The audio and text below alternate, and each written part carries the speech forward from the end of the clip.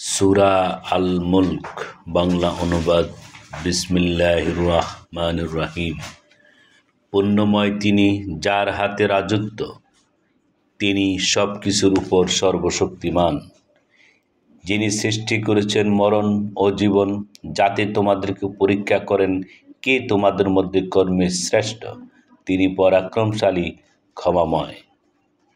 তিনি সপ্ত আকাশ স্তরে স্তরে সৃষ্টি করেছেন। তুমি করুণাময় আল্লাহ তাআলার সৃষ্টিতে কোনো তফাৎ দেখতে পাবে না। আবার দৃষ্টি ফেরাও, কোনো ফাটল দেখতে পাও কি? অতঃপর তুমি বারবার তাকিয়ে দেখো, তোমার দৃষ্টি ব্যর্থ পরিশ্রান্ত হয়ে তোমার দিকে ফিরে আসবে। আমি সর্বনিম্ন আকাশকে প্রদীপমালা দ্বারা সুসজ্জিত করেছি, সেগুলিকে শয়তানের জন্য ক্ষেপণাস্ত্র বধ করেছি এবং প্রস্তুত করে রেখেছি তাদের জন্য জ্বলন্ত অগ্নির শাস্তি। যারা তাদের পালনকর্তাকে অস্বীকার করেছে তাদের জন্য রয়েছে জাহান্নামের শাস্তি। সেটা কতই না নিকৃষ্ট স্থান। যখন তারা তথায় নিক্ষিপ্ত হবে তখন তার উৎক্ষিপ্ত গর্জন শুনতে পাবে। ক্রোধে জাহান্নাম যেন ফেটে পড়বে। যখনই তাতে কোনো সম্প্রদায় নিক্ষিপ্ত হবে তখন তাদেরকে তার সিপাহীরা জিজ্ঞাসা করবে, তোমাদের কাছে কি কোনো সতর্কবাণী আগমন করেনি? তারা বলবে, হ্যাঁ, আমাদের কাছে সতর্কবাণী আগমন করেছিল। অতঃপর আমরা মিথ্যারোপ করেছিলাম এবং বলেছিলাম, আল্লাহ তাআলা কোনো কিছু নাজিল করেননি। তোমরা মহা বিভ্রান্তিতে পড়ে রয়েছ। তারা আরো বলবে, যদি আমরা শুনতাম অথবা বুদ্ধি খাটাতাম তবে আমরা জাহান্নামবাসীদের মধ্যে থাকতাম না। অতঃপর তারা তাদের অপরাধ স্বীকার করবে, জাহান্নামীরা দূর হোক। নিশ্চয়ই যারা তাদের পালনকর্তাকে না দেখে ভয় করে তাদের জন্য রয়েছে ক্ষমা ও মহাপুরস্কার। তোমরা তোমাদের কথা গোপনে বলো অথবা প্রকাশ্যে বলো, তিনি তো অন্তরের বিষয়াদি সম্পর্কে সম্যক অবগত। যিনি সৃষ্টি করেছেন তিনি কি করে জানবেন না? তিনি সূক্ষ্ম জ্ঞানী, সম্যক জ্ঞাত। তিনি তোমাদের জন্য পৃথিবীকে সুগম করেছেন। অতএব তোমরা তার কাঁধে বিচরণ করো এবং তার দেয়া রিজিক আহার করো। তারই কাছে পুনরুজ্জীবিত হবে। তোমরা কি ভাবনামুক্ত হয়ে গেছো যে আকাশে যিনি আছেন তিনি তোমাদেরকে ভূগর্ভে বিলীন করে দেবেন, অতঃপর তা কাঁপতে থাকবে?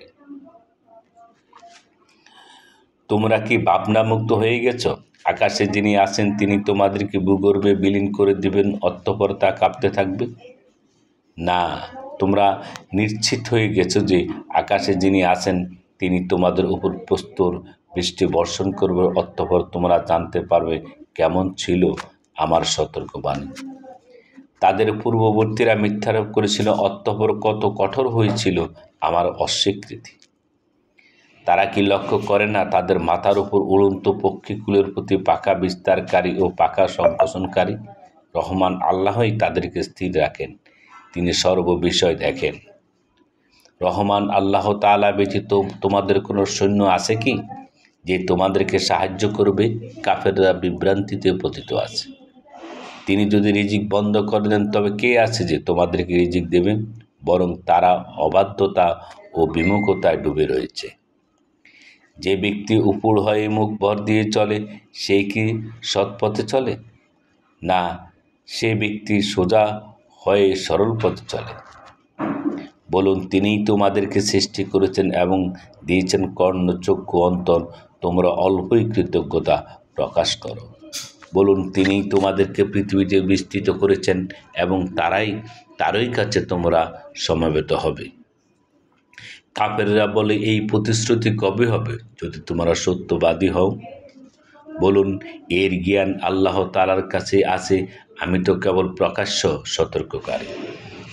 যখনই তারা সেই প্রতিশ্রুতিকে আসন্ন দেখবে তখন কাফেরদের মুখমণ্ডল মলিন হয়ে পড়বে এবং বলা হবে, এটাই তো